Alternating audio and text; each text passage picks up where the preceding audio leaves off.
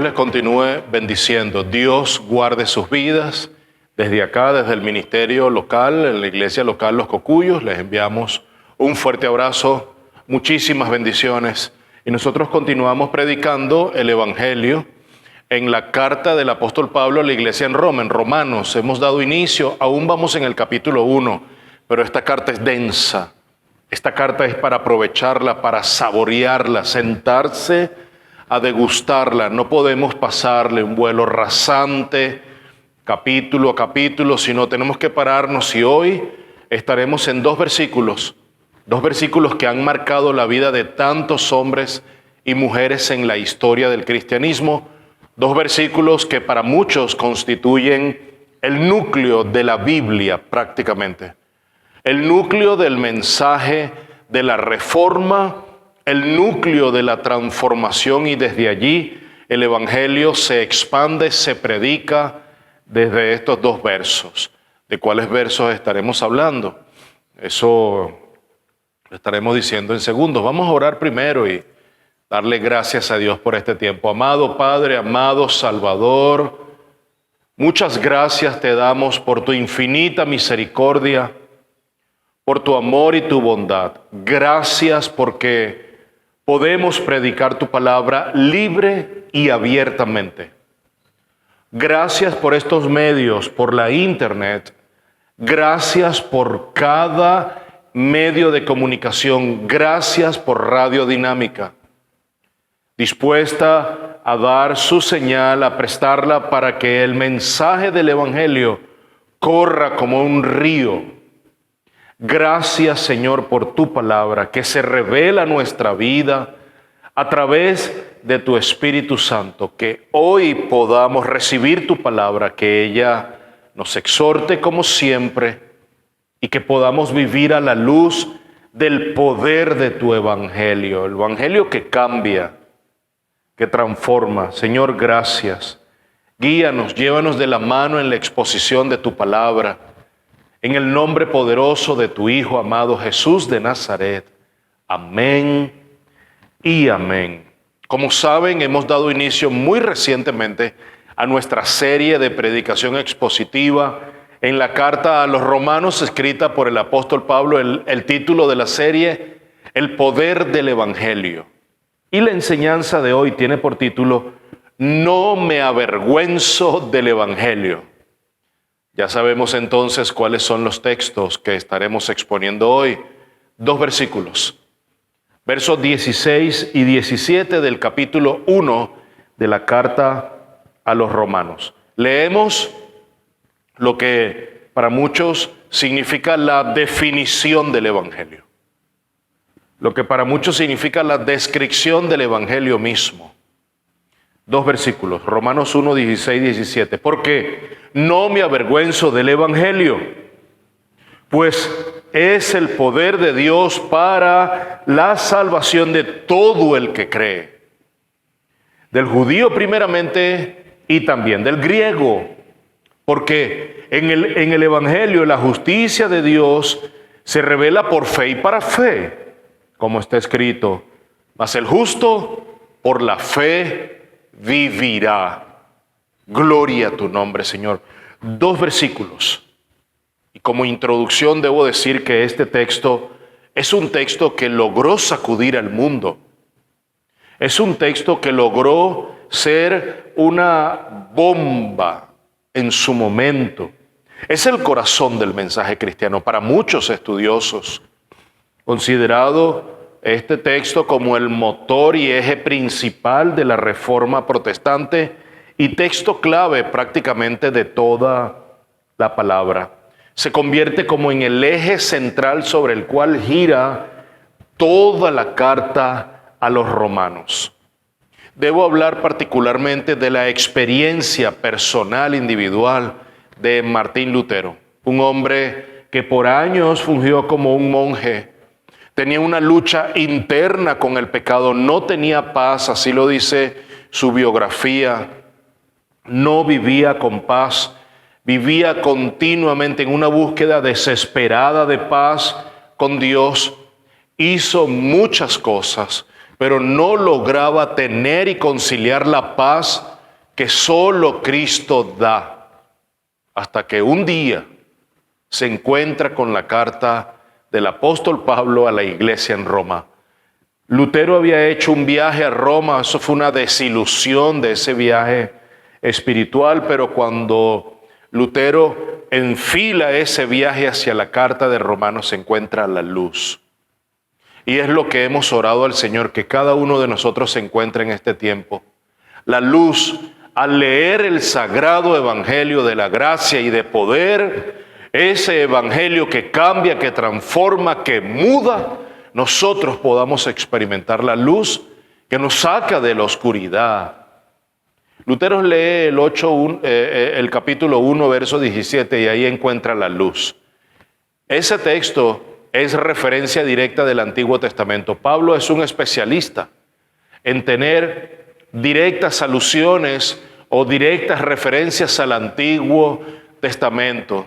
Uno de los libros que más referencias tiene hacia el Antiguo Pacto. Aquí está Habacuc presente. Capítulo 2, verso 4. El justo por la fe vivirá. Esa referencia al Antiguo Testamento en el Nuevo Testamento a Lutero le cambió la vida. Podemos decir que prácticamente el padre de la Reforma Protestante, Martín Lutero, un monje alemán, tuvo su encuentro con el Señor Jesús allí en ese cuarto, con ese bombillo sobre su mesa, leyendo el Nuevo Testamento de forma clandestina. Allí Lutero tuvo un encuentro personal con Emmanuel, con Dios con nosotros. Y esa es nuestra petición, que nosotros tengamos un encuentro personal con Jesús. Pídele al Señor que tengas un encuentro personal con Cristo Jesús, con el autor y consumador de la fe, con el dador de la vida, con Cristo Jesús. ¿Estamos listos para que este texto nos desafíe, nos rete, nos transforme hoy? Romanos 1, 16, 17. ¿Estás preparado, mi amado, mi amada? Desde donde estés, en tu casa, en cualquier lugar desde donde nos estés escuchando. ¿Estás preparado para que este evangelio cambie tu vida? Porque no me avergüenzo del evangelio, porque es el poder de Dios para todo aquel que cree, para el judío primeramente y después el griego. ¿Estás preparado para que este evangelio venga sobre ti, tome tu vida, eches a un lado toda vergüenza que pueda significar el asociarte con el evangelio, el asociarte con un hombre que fue a la cruz, que fue maldito por estar colgado en una cruz, que fue expuesto por su propia gente, que fue vilmente masacrado y dado muerto en una cruz? ¿Estás definitivamente decidido a asociarte con Jesús, el autor y consumador de la fe, el dador de la vida? Yo sí. No seas esos cristianos a la secreta que de día se identifican, de noche tienen otra identidad. No seas como el caballero de la noche, como ese Batman Dark Knight, que de día era una cosa y de noche era otra. No seas así. No me avergüenzo del evangelio. Y esto tiene un trasfondo, tiene un contexto porque Pablo, ¿quién es el que está escribiendo este evangelio que dice, no me avergüenzo del evangelio? Ese es el verso 16, pero que viene diciendo desde el verso 15. Así que por mi parte, ansioso estoy también a vosotros que estáis en Roma de anunciar el evangelio. Pablo tenía ansias, Pablo tenía deseos, motivaciones profundas. Pablo tenía un impulso que superaba cualquier cuestión de riesgo. El apetito de riesgo de Pablo era altísimo, porque él sabía muy bien a quién estaba predicando y desde dónde lo estaba predicando. Pablo sabía muy bien de quién estaba hablando. Pablo había tenido un encuentro personal con su Señor Jesús 25 años antes. Pablo está totalmente seguro que el evangelio que está predicando es dinamita en acción, dinamita, dunamis, el poder del evangelio. De eso hablaremos en unos minutos. Pablo está convencido completamente que el evangelio que está predicando es poder de Dios para la salvación de todo aquel que cree, sin distingo de raza, de sexo, de género, de credo, sin distingo de etnia. Nada nos podrá separar del amor de Dios. Y ese evangelio está revelado por fe y para fe. El impulso de Pablo superó cualquier riesgo que estaba asumiendo. Algo muy poderoso y muy profundo estaba motivando a Pablo a ir a Roma, a pesar de ser una ciudad perdida completamente. Roma se convirtió para Pablo en un objetivo a alcanzar. No pudo ir a completar esa misión que se había trazado, por la cual había orado. Muchas ocupaciones ministeriales tuvo Pablo en cada uno de sus viajes. Pero si algo estaba moviendo a Pablo era el poder lograr llegar a Roma para predicarles el evangelio, para poder dejarle fruto que había en su vida. Pero también, como Pablo lo dice versos previos, para poder recibir ministración de ellos, fraternalmente. Roma se había convertido, sí, en un campo misionero bien difícil y una iglesia desconocida en una ciudad famosa.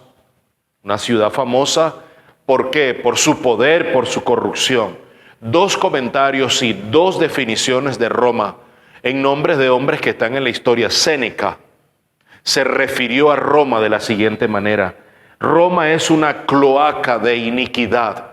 El mismo Séneca dijo de Roma que era una cloaca de iniquidad. Juvenal también dijo de Roma que era el receptáculo de lo peor del imperio, una cloaca inmunda. Vaya cómo estas 2 personas definieron a Roma, al imperio conocido de ese tiempo. Habiendo dejado atrás a los imperios anteriores, al imperio griego, a Grecia, fue devastado, ahora está comandando desde la misma capital del imperio en el mundo. Ahí está Roma, ahí está Pablo ahora mostrando una valentía que era lo que motorizaba a Pablo a asumir ese gran riesgo. ¿Qué era lo que estaba dentro de Pablo? Porque Pablo está teniendo en su historial unas tantas historias de rechazo, de burlas, de persecuciones. Sin embargo, Pablo sabe muy bien a lo que se está enfrentando en Roma. No se está enfrentando a cualquier ciudad. Pero Pablo está firme.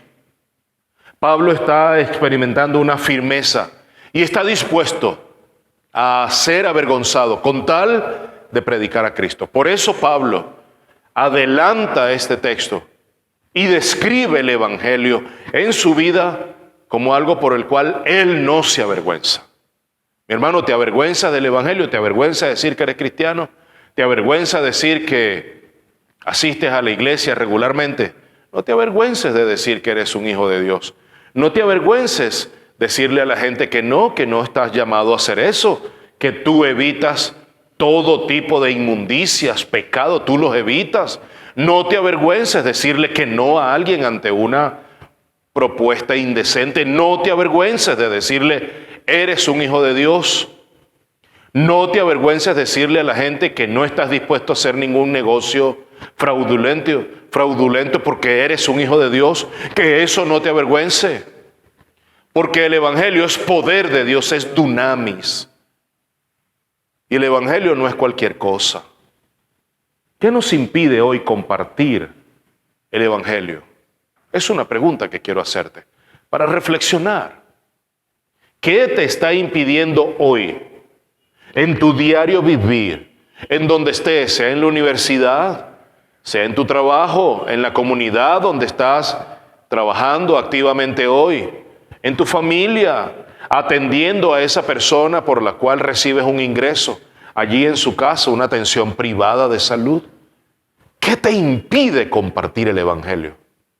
Pablo lo dice con tanto ahínco y con tanta fuerza. No me avergüenzo del evangelio, pero Pablo sabe. ¿Por qué? Porque es el poder de Dios para todo aquel que cree. Qué maravilloso esto. Pablo apela al poder del Evangelio. No puedo avergonzarme, porque el poder está de parte de Dios, el poder no está de parte del imperio. El poder no está hoy en el nuevo orden mundial, el poder no está hoy en las grandes corporaciones tecnócratas. Allí no está el poder lo tiene Dios y lo sigue teniendo Dios y nunca lo ha perdido Dios. Es un poder transformador. Pablo se enfrentó a un Cristo resucitado y vivo que lo transformó completamente. Vaya qué poder transformador tiene el Evangelio, que cambió radicalmente de un momento a otro. El mismo día cambió el apóstol Pablo. Un hombre con raíces en el judaísmo, que respiraba y botaba furor, ira, con tan solo ponerle la mano encima a uno llamado cristiano. Y ahora verlo predicar a Jesús, darle camino, abrir camino para el cristianismo desde el judaísmo. Vaya lo que significó el apóstol Pablo.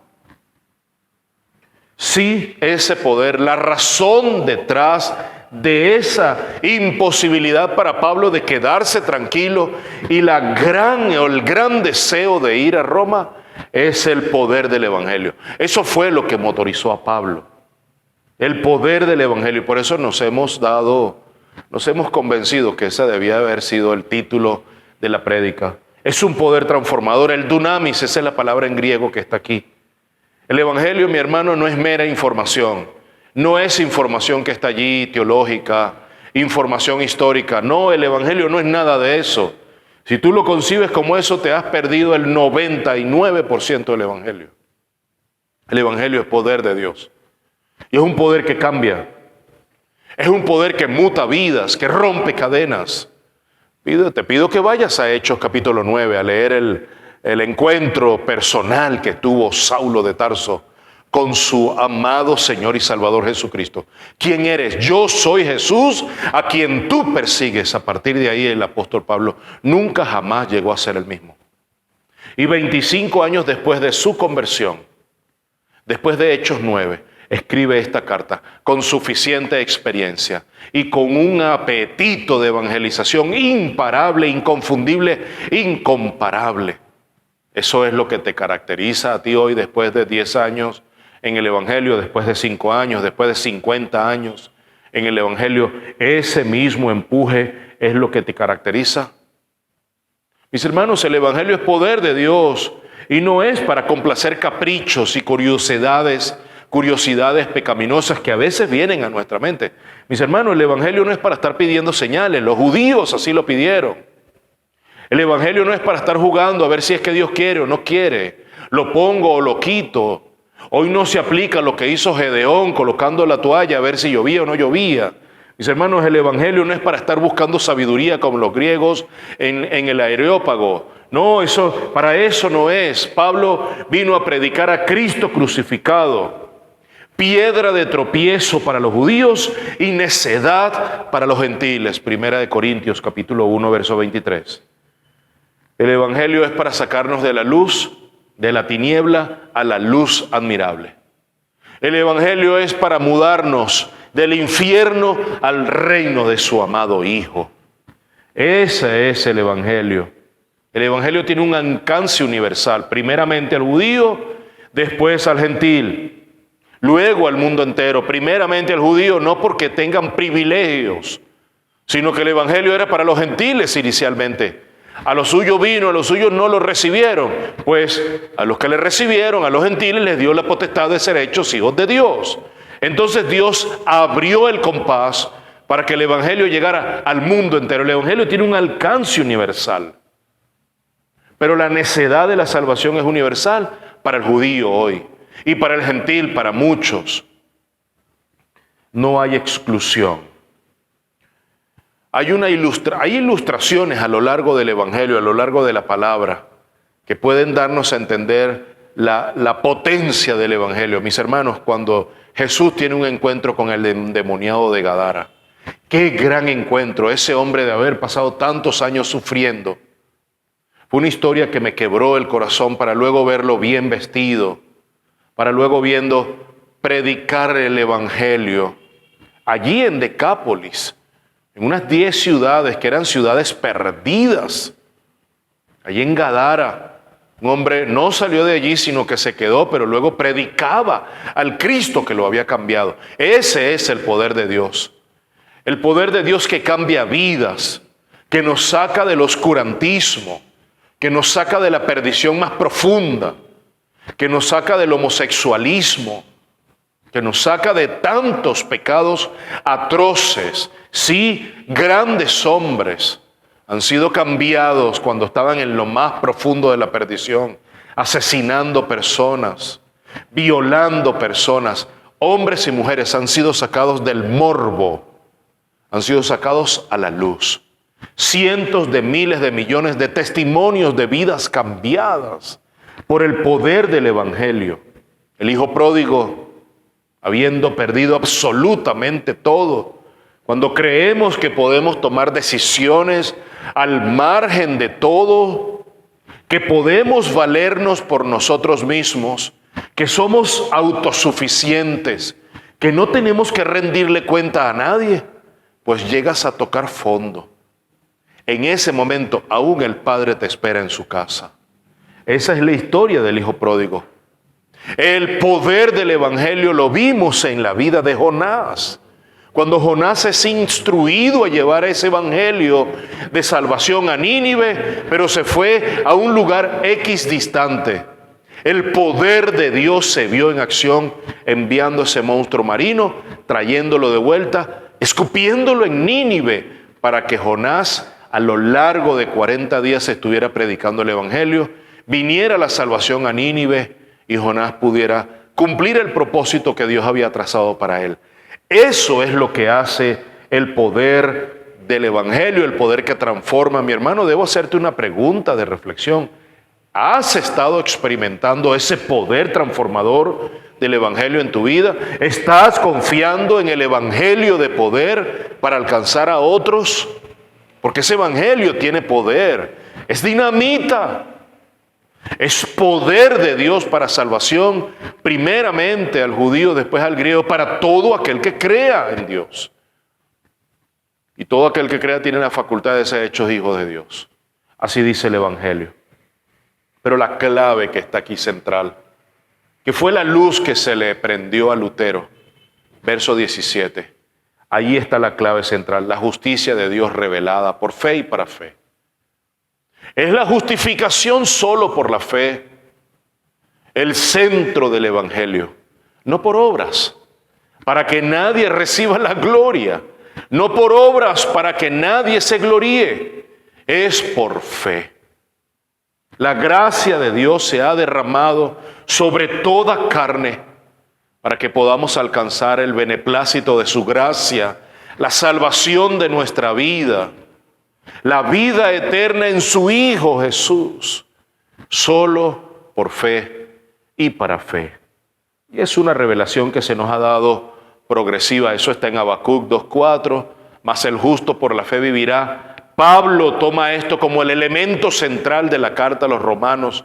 Lutero lo ve, Lutero lo lee, el Espíritu lo aplica a su vida, hay una regeneración, hay un cambio, un nuevo nacimiento, surge la Reforma Protestante, de la cual hoy nosotros somos resultado. La Iglesia Evangélica hoy es resultado de la Reforma Protestante, siglo XVI. 31 de octubre, ahí en el castillo de Wittenberg, el monje Lutero clava las 95 tesis. Increíble lo que ha sucedido, pero ese hombre fue transformado, trastornado, solo por la lectura de la carta de Pablo a los Romanos, capítulo 1, versos 16, 17. Y hay un dilema allí, pero ese dilema está resuelto en la misma Escritura. ¿Cómo es que un Dios justo, un Dios que no puede tener relación con el pecado, puede perdonar a los injustos?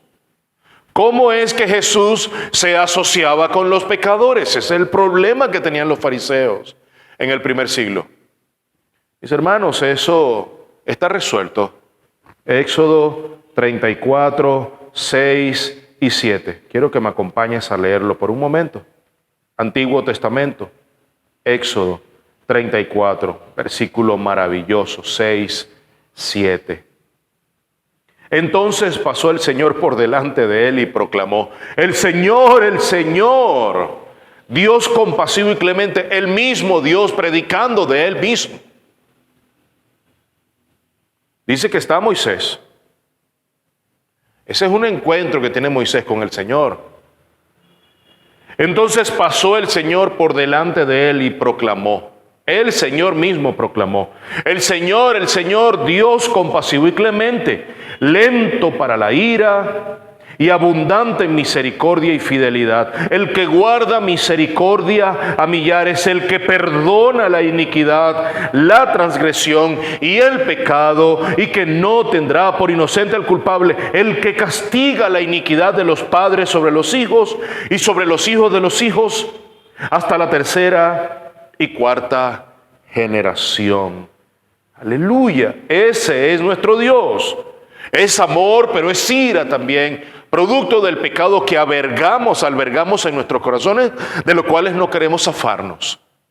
Vendrá la ira de Dios sobre aquellos que desobedecen, pero con aquellos que han escuchado el Evangelio, que acuden a Jesús, que es el objeto de nuestra fe, para salvación y vida eterna, ellos serán facultados para ser hijos de Dios. La gracia de Dios vendrá sobre ti. Y ese es el amor de Dios. No hay ninguna tensión. Es un Dios de amor, el Dios que se reveló en el Antiguo y Nuevo Testamento. Es un Dios de ira para aquellos que permanecen en la impiedad. No tenemos ningún problema con eso. Somos declarados justos solo por medio de la fe. Hay una justificación solo por la fe. Su ira es justa y además la ira de Dios es necesaria. De lo contrario, no habría salvación para nosotros. Entonces, hay una pregunta de reflexión a esta altura. ¿Estás confiando en la justicia de Dios o estás buscando tu propia justicia? ¿En dónde está depositada tu esperanza? Porque déjame decirte, amado, mi amada, hoy la única persona en que estamos llamados a depositar nuestra confianza es en el Señor Jesús, en el Hijo de Dios, que fue a la cruz por cada uno de nosotros y pagó por nuestros pecados en la cruz del Calvario, en el Gólgota, allí en Israel, fuera de la ciudad, fuera del campamento. Allí fue ese animal a ser crucificado, el Cordero de Dios fue crucificado fuera del campamento. Él ha traído paz entre Dios y los hombres. Él ha traído el ministerio de la reconciliación de Dios con los hombres. Jesús, en Él estamos llamados nosotros a confiar, porque Él es quien nos justifica delante del Padre. Eso es mera gracia. Sería irracional e ingrato. Pudiéramos concluir con estos pensamientos. Avergonzarnos del mensaje que nos salvó. Sería insensato, sería necio avergonzarnos de aquel que ha dado su vida, que llevó vergüenza en la cruz por cada uno de nosotros. Por eso es que Pablo dice: no me avergüenzo del Evangelio. Mientras muchos están viendo un signo de debilidad, y para Roma el honor estaba de primero, la debilidad no existía. La vergüenza no existía, era desechable. Para cuando muchos la debilidad o el Evangelio es signo de ello, yo no me avergüenzo del Evangelio. Porque es poder de Dios. Esta palabra, mi hermano, puede transformar al más pintado, así decimos aquí en mi país, al más rebelde, al más reacio de cambiar. Este Evangelio puede transformarlo de un momento a otro. Y esa obra es la obra del Espíritu Santo. ¿De qué nos estamos avergonzando hoy? ¿O delante de quiénes? En nuestro trabajo, con amigos, familiares, en el gimnasio, en algunas salidas sociales que tenemos y estamos aceptando socialmente algunas convenciones, algunos tratos. ¿Cuál es la vergüenza que puedes tener hoy?